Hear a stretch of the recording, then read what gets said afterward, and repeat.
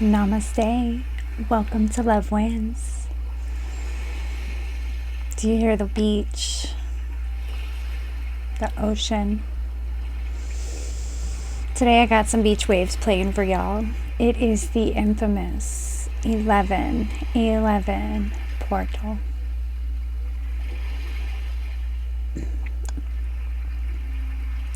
The 11:11 portal, November 11th, 11:11.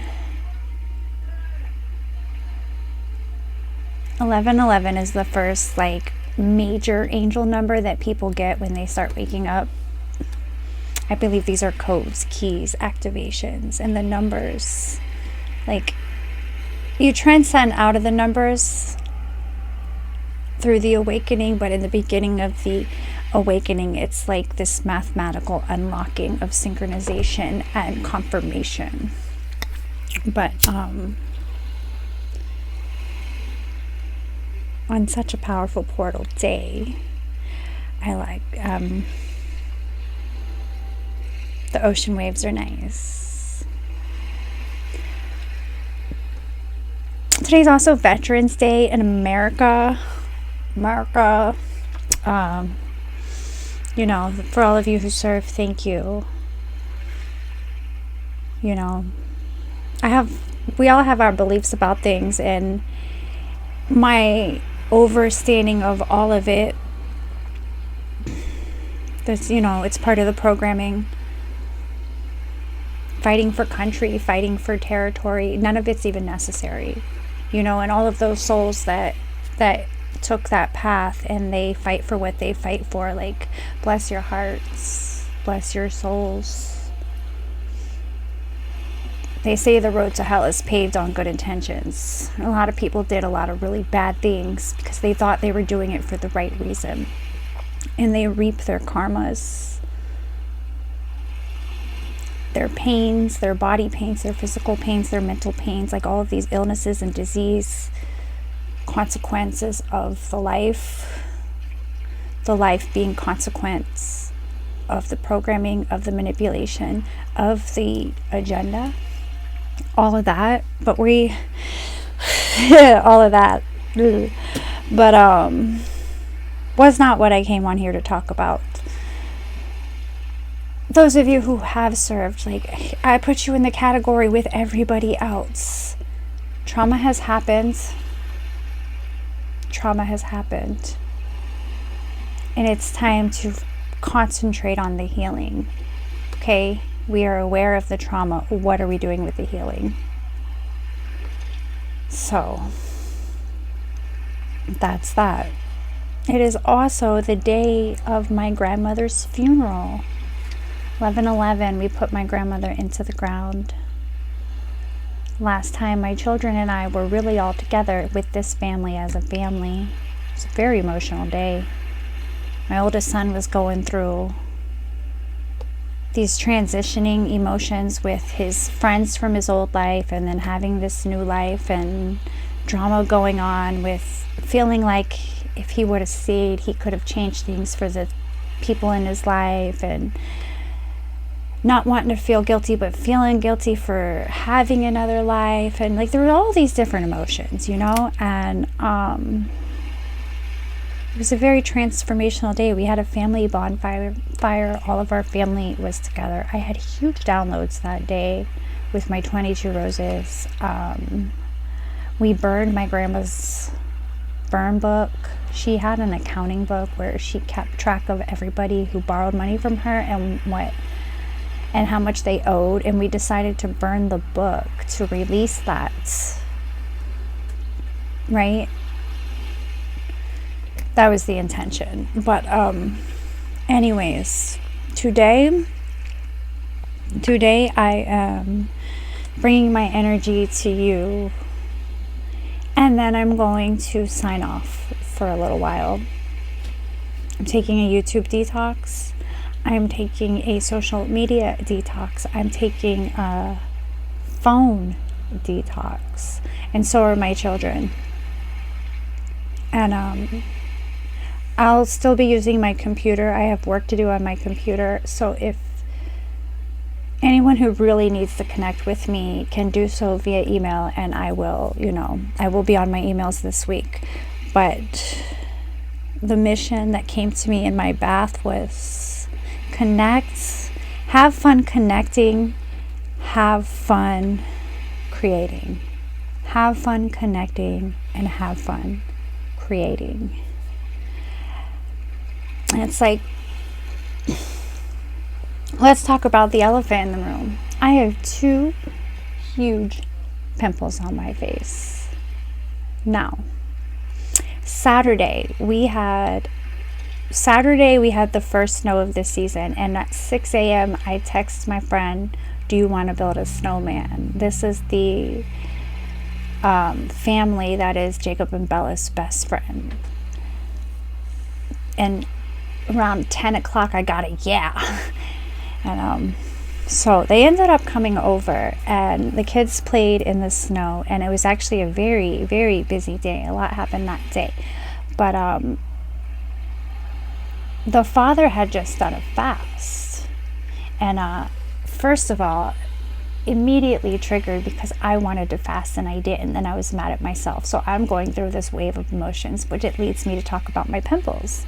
Because what I did with Bella last week and Jacob's, we baked a cake, and the cake my grandmother used to make, and because it brought so many good childhood memories, I practically ate the whole cake my damn self. Well, my nephew ate a whole half, but there were other things that decadent treats that was bringing some like emotional fulfillment to me and to us, and balance, moderation. But I wanted to blame my pimples on the chocolate cake, but it wasn't the chocolate cake. He says to me, are you stressed? And I immediately say no. And then I spent 2 days sitting with, am I stressed? And observing, like higher observing than how I've been observing on top of the observing, like really observing. Am I stressed? Come to the conclusion that my immediate response of no was because I'm so used to handling anything that I'm calm. I am calm. I'm calm in the chaos. I've been calm in the chaos. Like, that's what all this has been. My whole life. Calm in the chaos, right? But what's different other than the chocolate cake? I've really been eating really clean, really good. Lots of water, lots of coconut water, lots of flushing. Getting good sleep, getting good sunlight, grounding. Salt baths. Like, I'm checking all the boxes, right? So immediately I want to go to, it's spiritual warfare. Somebody's totally glamour magicking me. Someone hates me so much they wish I was ugly, and it's popping up. And and that's how crazy this reality can be. But because thoughts do create. But the thing is, I've been doing my spiritual protection. Like, these pimples are not someone hating me, although in the past there very much have been glamour spells that have gotten through. But I am stressed, and it wasn't until therapy today that it really came out. And I'm just going to talk about this, as I really didn't want to talk about my court stuff anymore until court, kind of move in silence, because it's like he just waits for me to talk about it and then wants to use everything I talk about against me. But that doesn't even matter, because I'm here for the healing, like truly, deeply here for the healing. And I have a child crashing out on me. Yesterday, my son, we have this no phone until 4 o'clock thing. But my nephew's been here for a couple days, and he was on his phone. And I let the kids have the TV. I said, y'all can watch the TV, because, we had already done all the things we needed to do. And they were on their free time. I said, y'all can watch the TV, but you got to take turns. You got to share. Well, they go on YouTube, and some videos are a minute, and it's Jacob's turn. He wants to watch a video that's an hour. And the other kids are like, no, that's not fair. That's not fair. That's not fair. Like, we're not going to wait a whole hour to get our turn. So, you know, I have to explain to him that you can watch a few minutes of this, but we need to come up with a compromise on how much time, or everyone needs to put on something that we can all just watch, like a movie, or do something else. I'm turning the TV off, you know, like. And Jacob starts getting upset. And so I give Bella her turn. No, I give my nephew his turn, and he puts on something Jacob doesn't want. And now Jacob's angry. And now it's my fault he's angry. It's all your fault I'm mad. It's your fault. And then I remove him. Separate, remove. We come in my room. Sit down, you want to talk about it? You ready to talk about it? I don't want to talk about it. I want my phone. Then he threatens to hit me. Then he starts stomping on my toes. Now I'm standing in front of my door. I'm calm. Like, I understand. You know, he's addicted to the phone. I've seen addicts come off of addictions. The phone to a child is the same thing as heroin to an addict. These phone addictions are real. And my son has a trauma bond with the phone. It's his method of escaping. And he says to me, no, he's stepping on my toes, and then he starts punching me in my stomach. Not hard, but he's balling up his fist really tight, and then when he goes to punch me, he lets go of the aggression, and he doesn't want to hurt me. And I can see it in his eyes that he doesn't want to hurt me, and he's having this battle with himself, and he's angry. And he's so angry, and I just let him hit me.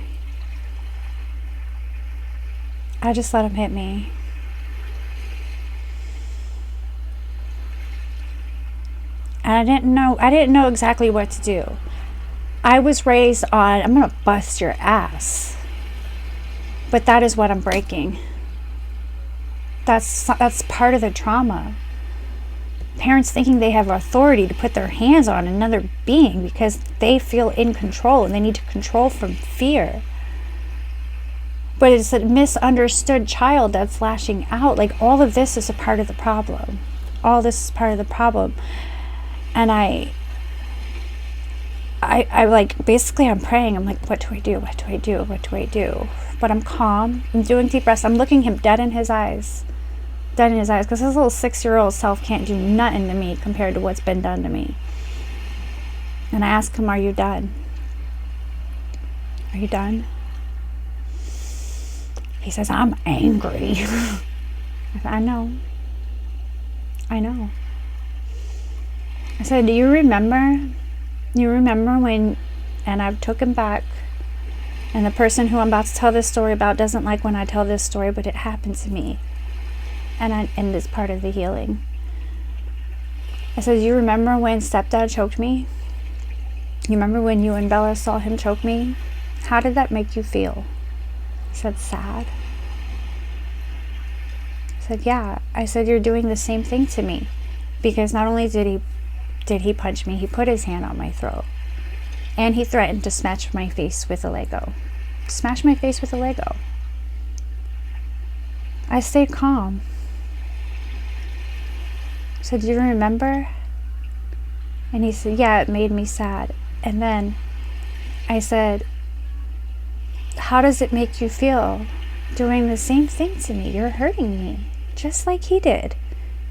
And his eyes welled up, and the tears started pouring down his cheeks. Just pouring down, like dripping tears. And he said, sad. I said, come here, I need a hug. You know?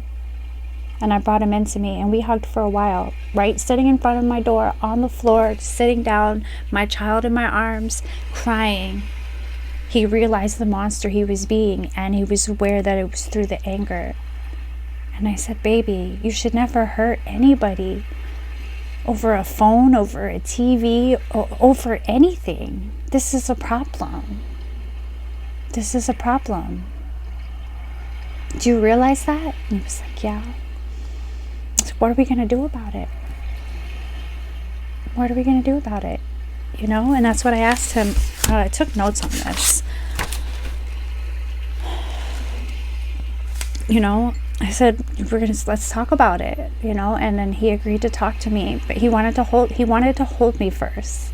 So I hugged him until he pulled away, and then he was ready to talk. And then I said, do you know why you're so upset? He said, no, I can't tell you. And I said, okay. And then I said, do you remember when you told your truth about your dad hitting you? He said, yeah. I said, did you know how many emails I got of people telling me that you are so brave? You're so brave that you were able to stand up for yourself and to speak your truth. Because there's a lot of people in this world, they get really hurt by the people they love because of anger. Because they don't understand that anger. And just like you just hurt me, they hurt the people they love. And it feels bad afterwards. And there are so many people that don't stand up for themselves. They don't know how to, or they're afraid to, or for all the reasons they don't stand up for themselves. But you did. And that is so brave. So brave. And he said, I am brave. I was like, you are, baby, you are. And then he goes, maybe I'm so brave I'll get an invisibility shield before next week. Oh, my heart. Next week is in over a week, Thanksgiving, he's going to California. I said, are you scared? He said, I can't tell you. I can't tell you. I said, well, what's the matter? I said, I'll protect you, right? He said, I don't know that. And as a mother, I'm doing all of this. All of this is to protect him. So I had to sit on that, right? And then I'm in therapy today, and I'm talking to therapists, and it just comes out. It just comes out. The phone is his escape because he's escaping his reality. And he's angry with me because I promised to protect him. I promised to protect him. And then he just had a visitation.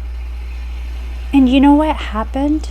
His father sent me a picture of him at the breakfast table with pancakes on his plate and said he ate all of his breakfast. The trauma started over pancakes. His father smacked him in the face over pancakes in April in the water park. At the water park, because he was so angry because he was going to see a girl and she didn't want to see him. He took my kid to Florida on this mission to try to get back together with this girl who didn't want to see him. So he's at the hotel. He's angry. Jacob's not eating his pancakes. Whack. I'm sure he felt bad. But instead of taking accountability for it, he's taking me to court. Make that make sense. Make that make sense. But now because of the court, because I have a guardian ad litem who hasn't spent 15 minutes with my son, who believes, based off of my older son's statement, made her opinion about me and has not done her job of actually investigating, still to this day has not spoken to my witnesses who prove abuse. So because in court she lied and said that she spoke to all of my witnesses, he gets visitation again. More than the supervised visits that were supposed to happen here in Michigan. So in the 7 days that he had him, he gives him pancakes, which is the trauma. So now my son comes back and asks me if he's allergic to food. And I said, why? Why would you say, are you allergic to food? You eat food all the time. He said, because when I put it in my mouth, it tastes like throw up. Now, I already know my son's father would just say he's being ridiculous, but he's speaking his truth. Something happened to him. He has some kind of eating disorder that is trauma-induced, that we are actively going to therapy and working through. And That one visitation, that 1 week set back 3 months of therapy. And now my son doesn't trust me. I'm not his safe space, and I'm handing him over to the person who is causing the trauma. Because I have no control over it. Because I would be held in contempt of court if I said I don't want him to go to California. For protecting my son, I'm losing my son. Yeah, I would say I'm stressed. I would say I'm righteously stressed. Rightfully stressed. Rightfully stressed. Because of these shackles. Because a system that doesn't really actually give a shit. Because if that lawyer actually gave a shit, despite how she feels about me, she'd be over here for the best interests of the child, establishing a relationship with the child and truly investigating the needs and wants and the lifestyle of the child. Yeah, I'm fighting Roblox addiction. I'm fighting YouTube addiction. Because that's his escapism. This is all part of the healing. This is all part of the healing. So yeah, phone detox for me, for the kids. It's gonna be rough. He's gonna be upset. He's gonna be angry at me. But you know what? It will be in a safe, controlled environment, and the active therapy will be understanding, patience, acceptance, communication, fun, laughter, joy. I told the therapist today, I said, I don't care if I have to sit on the floor, cross my legs, and stare at him in the face till he decides something to do. I ain't got nothing but time. Nothing but time and a heart full of love. Heart full of love. Be kind, be kind, be kind. The thing is, and the lawyer, you know what she said? Because I took some very, very, very detailed notes. And she said, word for word, referencing me, the mother is nice, but the father is educated. As if self-education is not a thing. We're not even going to talk about the father's education. It's public record. It's public record. Look it up. Or don't. I don't know. But,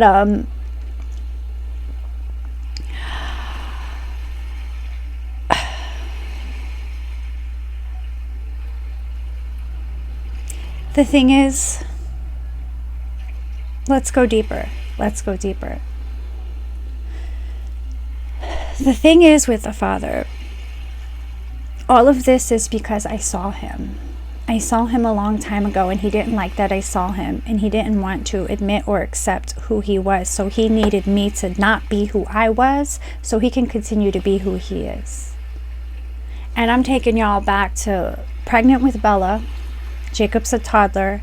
Tulsa, Oklahoma. My kids are still in my life. They haven't gone to California yet. It's 2020. We're in the bathroom having a conversation.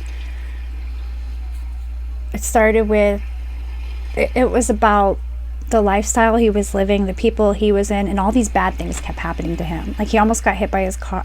He almost got hit by a car in front of his car. He was 2 seconds from it, and his car got smashed. And then he like gets his car back and then totals his car, and like was having all of these lapses of like bad things happening. And I was explaining to him a little bit about like energy and being a little more conscious, and how he's in a lot of dark energy. He's, being in the bar, being in the club, the people that he's drug dealers, prostitutes. Like, I know because I worked in clubs. I worked in clubs, and I had to protect my energy once I became aware of what I was in. And that's like a whole nother topic. That was a book I was writing about being in that energy and protecting your energy. But I was explaining to him about, like, you know, there's a whole lot of dark energy around you, and you take it in, it becomes your reality. But it doesn't have to be. And he's like, you're calling me a dark person. Like, he could not hear what I was saying. And we were in the bathroom, and it was turning into an argument. And I was just trying to explain what I was saying, and he was just gaslighting me so freaking hard. I'm in tears, and I'm crying. And I walk out the bathroom, and my oldest son, sitting on the couch, and he looks at me and he goes, "Why do you do that?" I'm like, "What?" It's like, "That thing that you do." And I'm like, "What? Try to help people?" And I just remember walking into the other room, and like, it goes so much deeper. I've always seen this energy, and I've always been battling this energy. And all of this is that spiritual war. But at the same time, it's like these cycles of abuse start from childhood. There's abuse normalized in the family. And he just doesn't even see what he's doing, but what he's doing is traumatizing the child. Because he needs, like he feels like because he ate his pancakes, he did a good job. As a dad, you did a good job. No, you didn't. No, you didn't. You just fucked him up even more. And now he doesn't even trust me. That's what you wanted. Is that what you wanted? Because if it is, that's sick.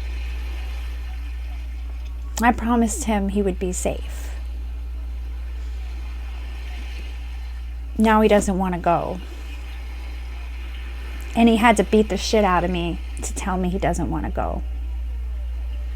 Is that what you wanted? That's not how love wins. That's not how love wins. But I guarantee you, my child will know that I'm his safe space. Because that's what he told our case manager. And it's on record. He said, "Jacob, what is it that you need to make you feel safe?" And Jacob said, "Mom." That's all I needed to hear. I'm protecting that boy. You guys can do whatever you want to me. I've experienced it all. Raising my frequency on this portal. The download that came to me, what to do, how do we fix this, is, of course, speak your truth. I'm writing an email, and everything that I just said in this video will be in that email, and all lawyers, father, judges, secretary, all of them will understand how I feel and why I feel what I feel right now. And however we move forward, you know, like, I am at the hands of the judge when it comes to that. I can't just say you're not going to California. I wish I could, but I can't. And that frustrates me. And it shows, right? But I can be hands-on and have fun. I heard yesterday, nothing changes if nothing changes. If I'm sitting here letting him on his phone, and I've been pulling it back, like, no phones till 4. No phones till 4 except the weekend. Now it's going to be no phone till Friday. No phone till Friday. But there's so much to do. There's so much to do. And Captain Fun is in the house. Woo woo. But I hope you're having a blessed and beautiful reality. Did I miss any of my notes? Yeah, no, nothing changes if nothing changes. But yeah, I'm going to title this, "The World Needs More Nice People." You know, it does. And that lady, I pray for all of them. You know, bless their hearts. That's what my grandmother used to say. I have a Southern grandmother in Florida that's where the chocolate cake recipe came from. She would say, "Bless their hearts." And she would say, it's so Southern, "Bless their hearts." And it's like, that is the equivalent to, "Please forgive them because they do not know what they do not know." Like, Bless their hearts. You know, because all that you do, all that evil that you do does come back to you. Especially when you're sending it to people that are spiritually, like, got their protection going. Like, once you're doing your work, raising your vibration, healing your traumas, people can't project. Their opinions don't matter. You just give them a roll of toilet paper and be like, go about your day.